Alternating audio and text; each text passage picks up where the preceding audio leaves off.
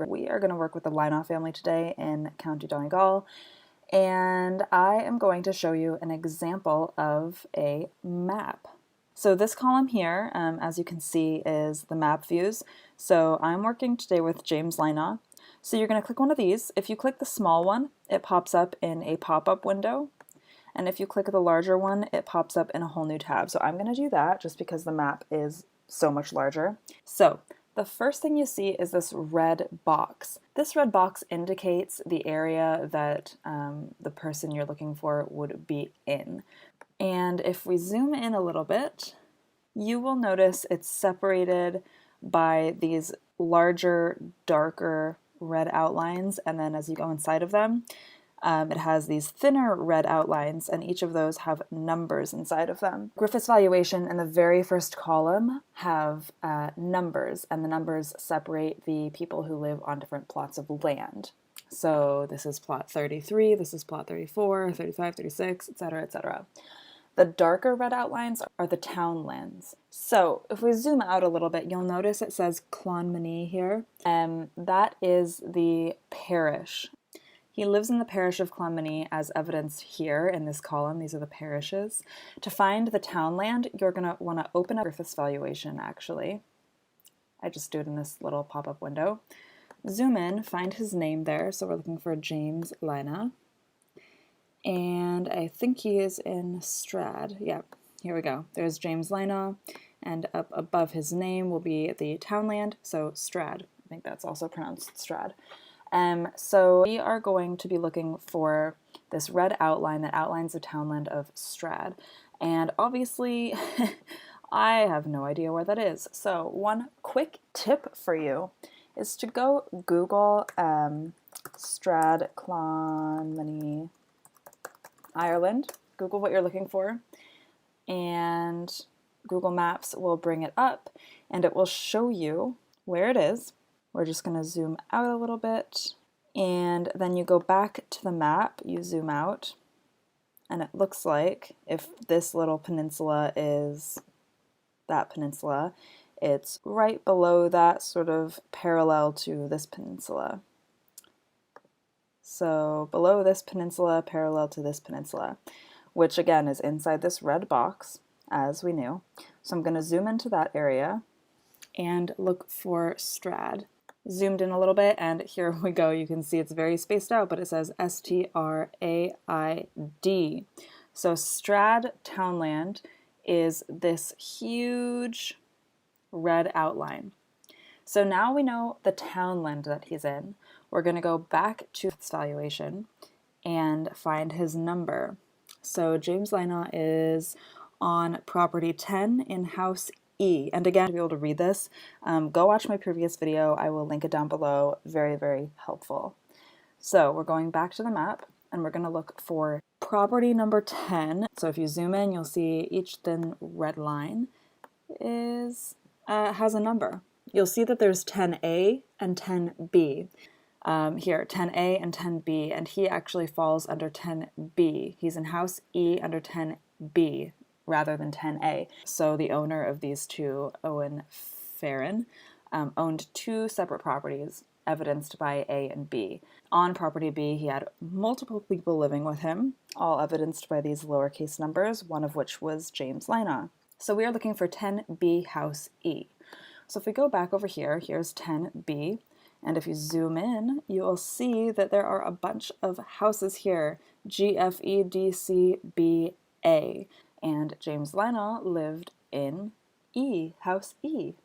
So now we get into the really cool aspect of these maps.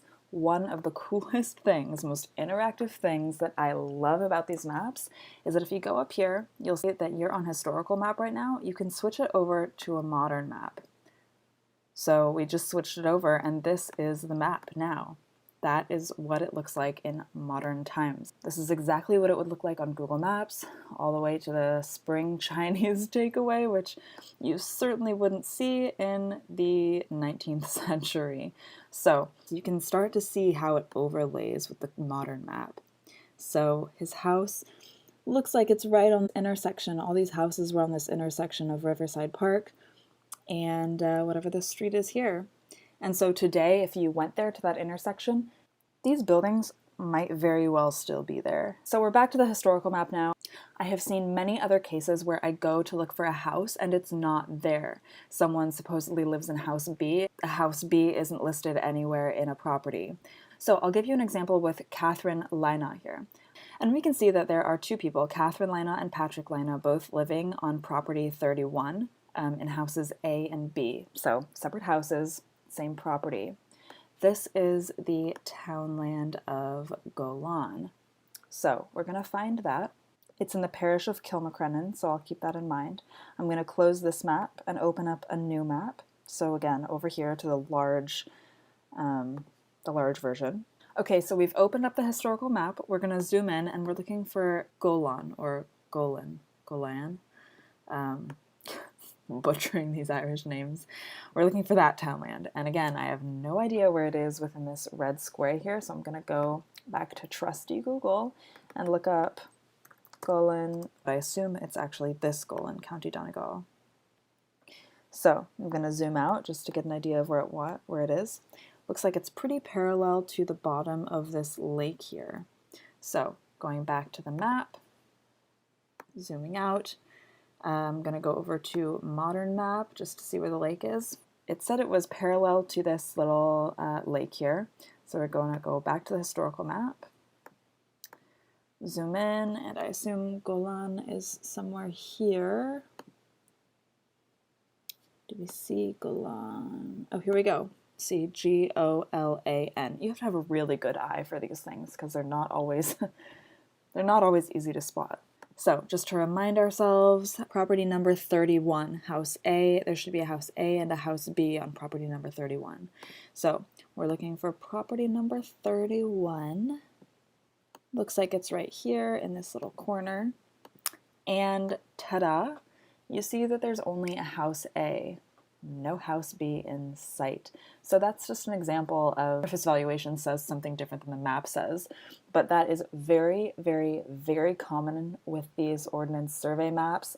They don't always line up perfectly with what Griffith's valuation says because the maps and the valuations were made at very different points in time. I think I read as much as 20 years later it could be. So they could be very different. But again, if we go over to the modern map, we can see that her house was right here. Scoot over a little bit more.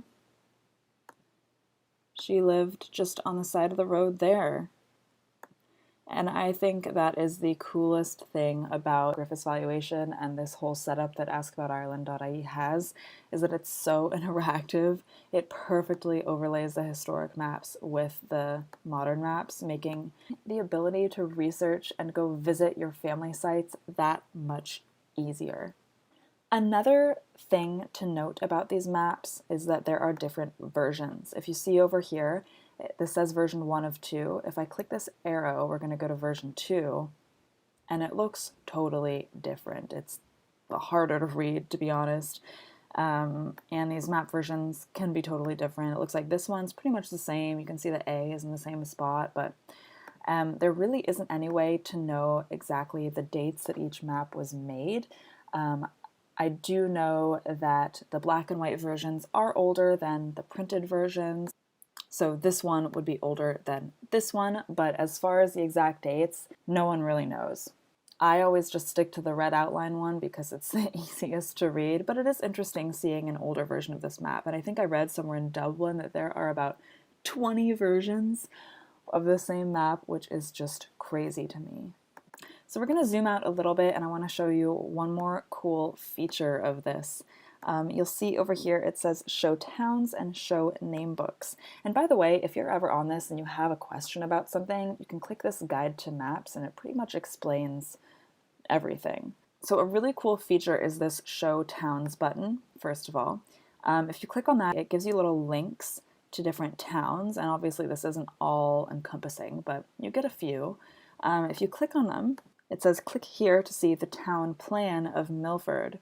So you click on it and it gives you these original documents that you can play around with. Let's just spin it around. And you zoom in and you see the actual town plan with the different house numbers. I just think that is super, super cool. So another cool feature of this function is the name books. The name books, if I click on it, you'll see a bunch of things pop up. It's actually pretty comprehensive. If you click on the name books, it will give you data sheets for different names of the towns. So in the first half of the 19th century, place names were collected in order to determine the correct spelling for each place name. So they gathered all this info about place names and different variants of how people spelled it and said it, and they collected all this data and put them into these name books, and you can actually click on them around the map. So if one of these falls in the townland that your family is from, that could be really interesting. Let's just click on Blackland. Okay, so here we have this document detailing all the details of Blackland. So you can see as Gaelga, it says Talamdov. I assume this means land and this means black. But then it gives you details about the place. So it says it's bounded by the Moya on the south and west, Moyle Hill on the north, and Auchil on the east. It says who the townland belongs to, so Mr. James Mulseed. So here's another example of one. Crahi? Again, butchering these. It looks like these are different spellings that it's come up as. One was Cargi, Crahi. And then it gives you a description. It lies about 2 miles southwest of Donglo, bounded on the north by Crovihi and Sheskenrowen, on the west by Krukneshalig. Okay, and again, all of these town names, who knows if these are still town names that exist or are in operation today. So it gives you a really interesting historical look back on 19th century Ireland to see all these town names. I just think that's great.